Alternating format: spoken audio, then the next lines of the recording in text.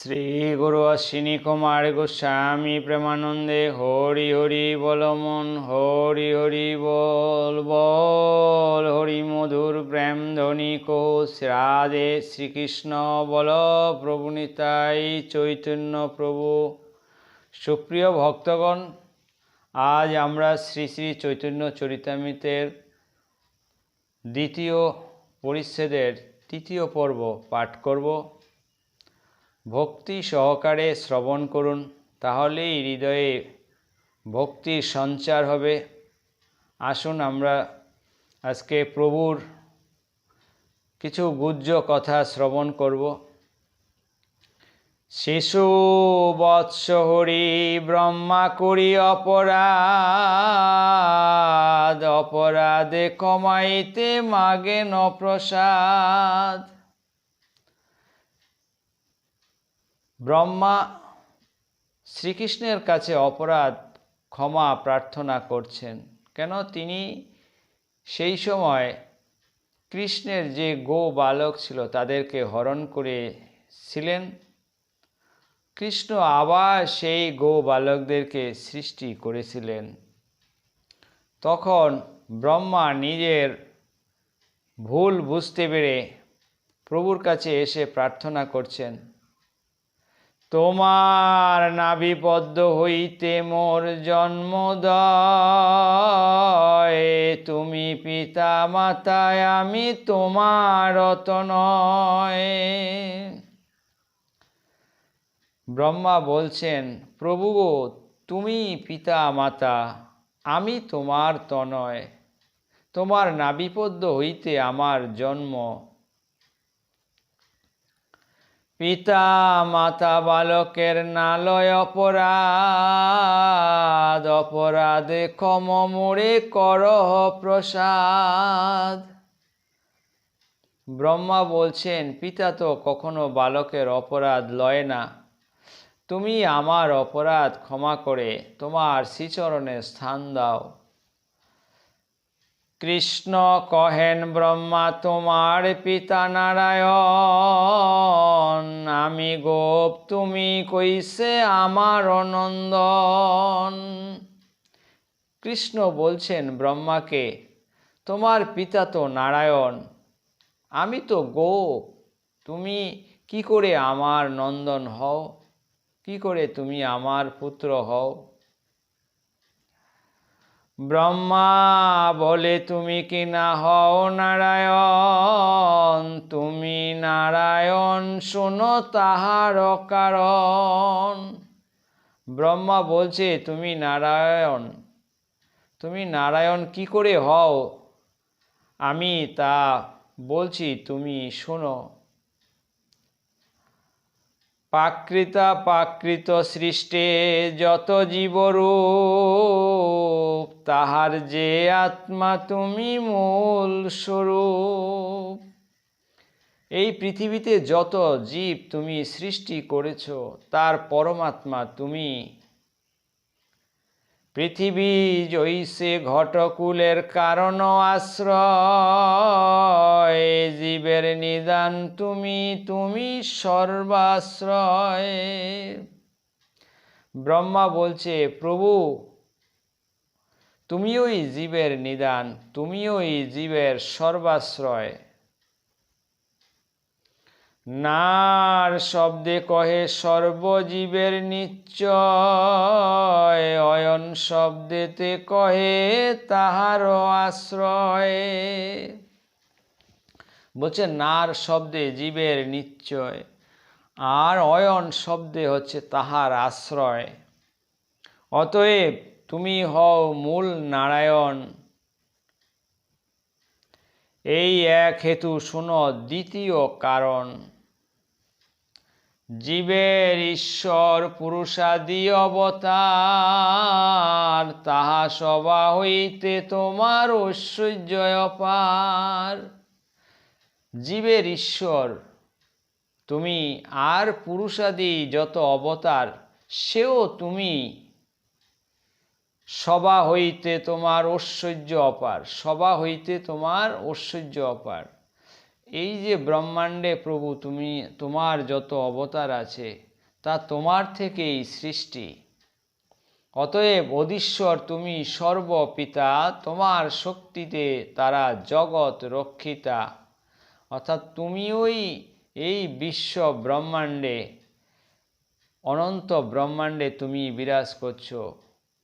তোমার শক্তিতেই এই জগৎ পালিত হয়, জগৎ রক্ষা হয়।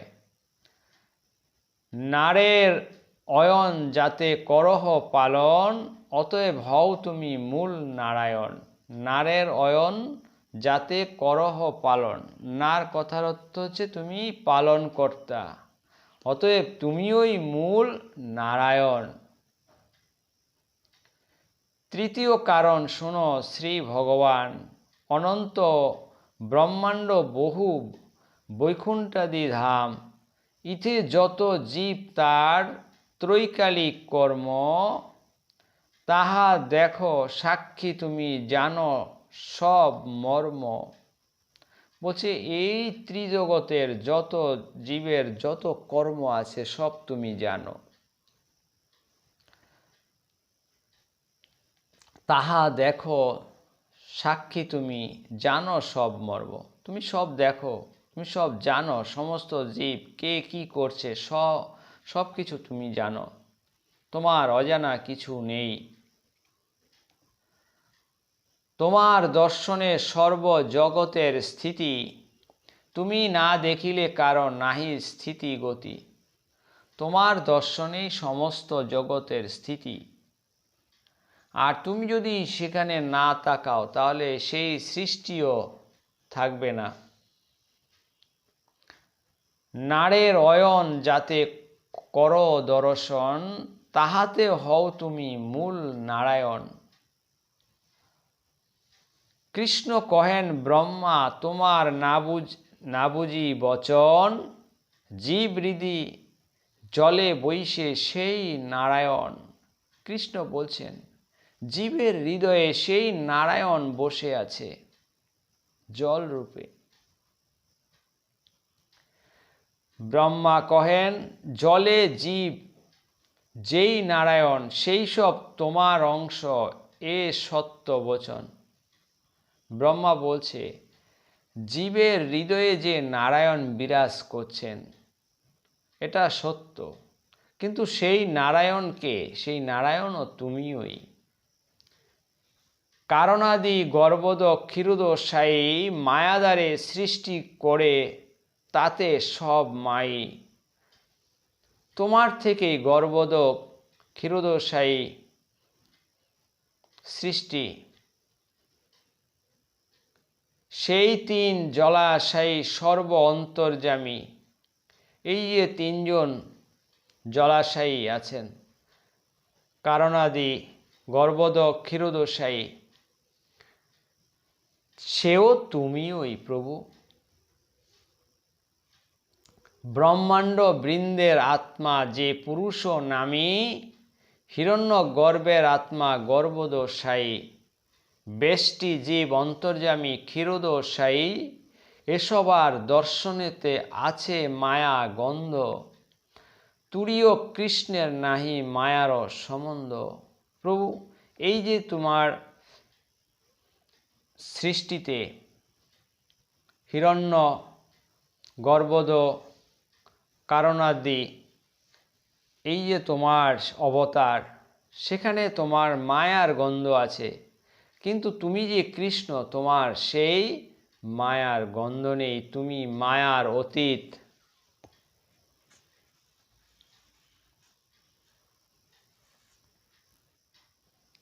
দশম শ্লোক অনুবাদ।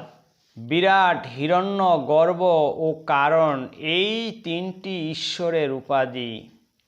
উপাধিবিহীন যে চতুর্থ বস্তু তাকেই তুরীয় বলে। যদ্যপি তিনের মায়া লয়া ব্যবহার, তথাপি তৎস্পর্শ নাহি সবে মায়া পার। ঈশ্বর প্রকৃতিতে আছেন, তবু প্রকৃতির গুণ তাকে স্পর্শ করতে পারে না। এইখানে ঈশ্বরের ঈশ্বরত্ব, অর্থাৎ ঈশ্বর প্রকৃতিতে আছেন, তবু প্রকৃতির গুণ তাকে স্পর্শ করতে পারে না। এইখানেই ঈশ্বরের ঈশ্বরত্ব।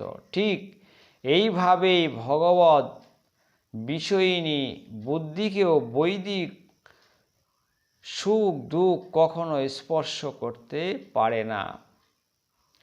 সেই তিনজনের তুমি পরম আশ্রয়, তুমি মূল নারায়ণ, নিতে কি সংশয়। তুমি ওই মূল নারায়ণ, এতে কোনো সংশয় নেই। ব্রহ্মা শ্রীকৃষ্ণকে অনুরোধ করে বলছেন, প্রভু তুমি ওই মূল নারায়ণ। সেই তিনের অংশী পরব্রহ্ম নারায়ণ, দেহ তোমার বিলাস, তুমি মূল নারায়ণ। বলছে প্রভু তুমি কৃষ্ণ, তুমি নারায়ণ, তুমি ওই বিলাস রূপে নারায়ণ হয়ে বিরাজ করছো। অর্থাৎ নারায়ণ হচ্ছে বিলাস রূপ, শ্রীকৃষ্ণেরই বিলাস রূপ। অন্ময়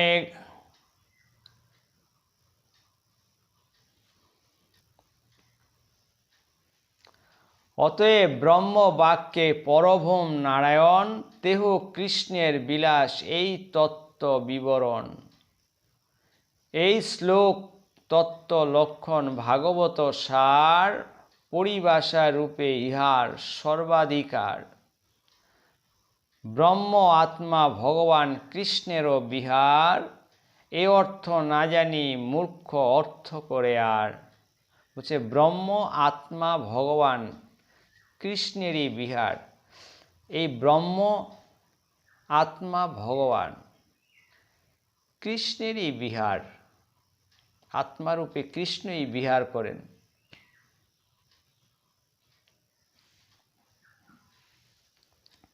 দেহ চতুর্ভুজ ইহ মনুষ্য আকার, এই মতে নানা রূপে করে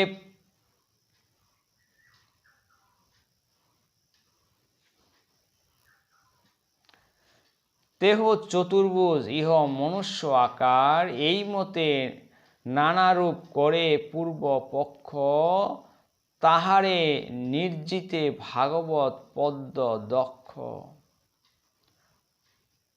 শোনো ভাই এক শ্লোক করহ বিচার, এক মুখ্য তত্ত্ব তিন তাহার প্রচার।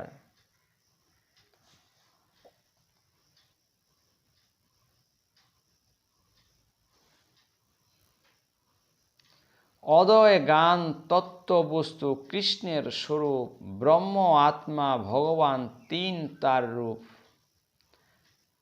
তাহলে ব্রহ্ম আত্মা ভগবান এই তার তিনটে রূপ, কিন্তু কৃষ্ণই ভগবান, কৃষ্ণই আত্মা, কৃষ্ণই ব্রহ্ম। এই শ্লোকের অর্থে তুমি হইলা নির্বাচন। বলছে এই শ্লোকের মাধ্যমেই তুমি নির্বাচিত হলে, তুমি যে স্বয়ং ভগবান। আরেক শোনো ভাগবতের বচন, 13 নম্বর শ্লোকে, এরা সকলেই সেই পুরুষোত্তমের অংশ বা কলা, কৃষ্ণ স্বয়ং ভগবান। দৈত্যে পীড়িত ভুবনকে ইনিই পরিত্রাণের দ্বারা সুখ দিয়ে থাকেন। অর্থাৎ কৃষ্ণই স্বয়ং ভগবান, তিনি দৈত্য পীড়িত ভুবনকে পরিত্রাণের জন্য যুগে যুগে অবতীর্ণ হয়ে থাকেন। সব অবতারের করি সামান্য লক্ষণ, তার মধ্য কৃষ্ণচন্দ্রের করিল গণন। তবে সুত গোসাই মনে পায়া ভরব, যার যে লক্ষণ তাহা করিল নিশ্চয়।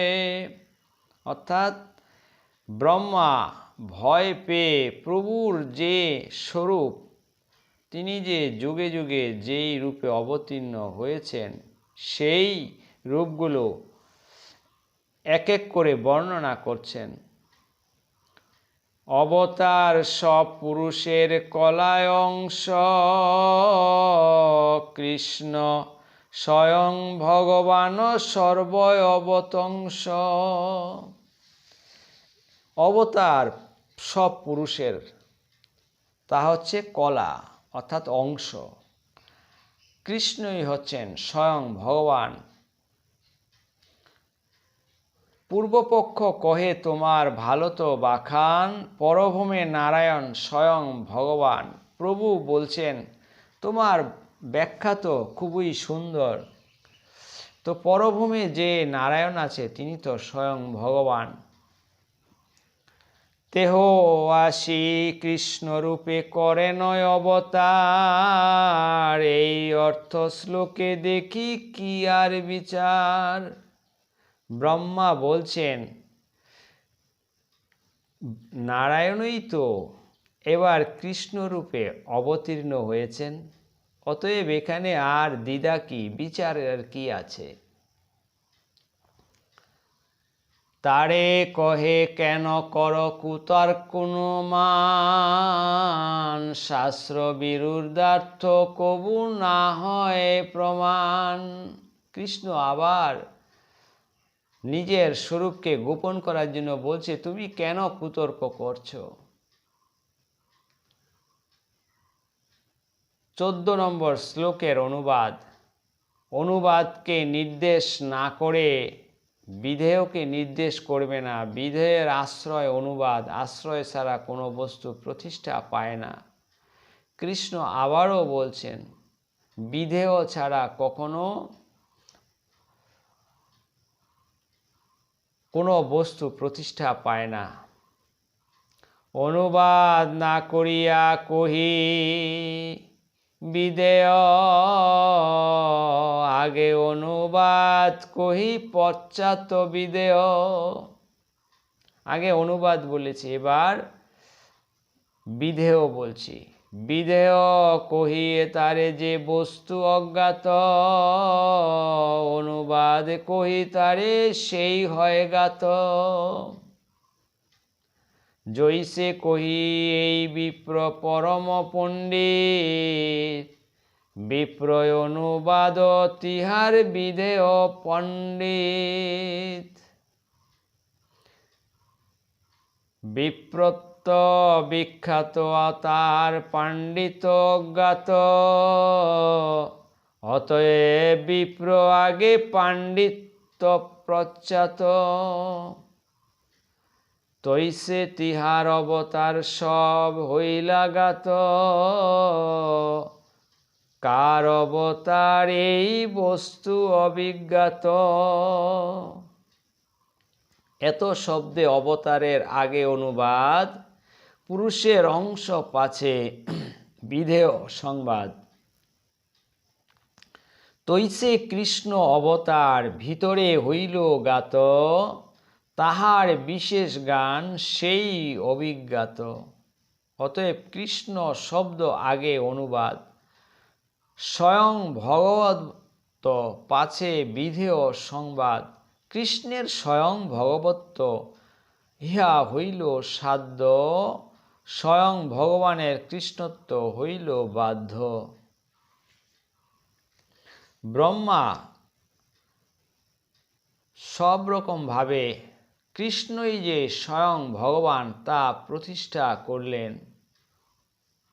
বিধেয় এবং আশ্রয় দুই মাধ্যমে শ্রীকৃষ্ণই যে স্বয়ং ভগবান তার প্রতিষ্ঠা করলেন। কৃষ্ণ যদি অংশ হইত অংশী নারায়ণ, তবে বিপরীত হইত সুতের বচন। নারায়ণ অংশী যেই স্বয়ং ভগবান, তিহই শ্রীকৃষ্ণ ওইসে করিত বাখান। ভ্রম প্রমাদ বিপ্রলিপ্সা করোনা পাঠ, আর্য বিজ্ঞ বাক্যে নাহি দোষ এইসব। বিরোধার্থ কহ তুমি, কহিতে কর রোষ। তোমার অর্থে অবিমিষ্ট বিদয়াংশ দোষ। যার ভগবদ্বত্তা হইতে অন্যের ভগবদ্বত্তা, স্বয়ং ভগবান শব্দের তাহাতেই সত্তা। দ্বীপ হইতে জৈসে বহু দ্বীপেরও জ্বলন, মূল এক দ্বীপ তাহা করিয়ে গণন।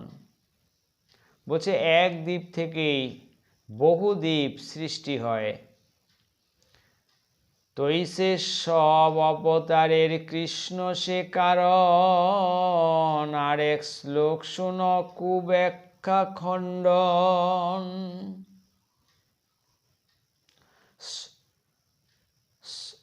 শ্লোক 16 অনুবাদ। শ্রীমদ্ ভাগবতে স্বর্গ বিসর্গ স্থান পোষণ কর্ম বাসনা মন্বন্তর ঈশানু কথা নিরোধ মুক্তি এবং আশ্রয় বর্ণিত হয়েছে। এই আশ্রয় তত্ত্ব গানের জন্য স্বর্গাদি 9টির লক্ষণ মহাত্মগণ কোন স্থানে শ্রুতির সাহায্যে, কোন স্থানে সাক্ষাৎ, কোন স্থানে তাৎপর্য বৃত্তি দিয়ে বর্ণনা করে থাকেন। আশ্রয়ে জানিতে কহিয়ে সব এ নব পদার্থ, নবের উৎপত্তি হেতু সেই আশ্রয়ার্থ।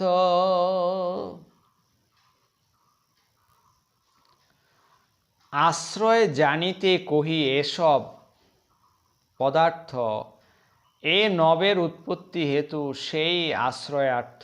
কৃষ্ণ এক সর্বাশ্রয়, কৃষ্ণ এক ধাম, কৃষ্ণের শরীরে সর্বজীবের বিশ্রাম।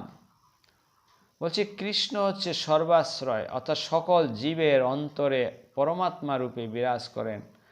কৃষ্ণের শরীরে সর্ব বিশ্বের বিশ্রাম।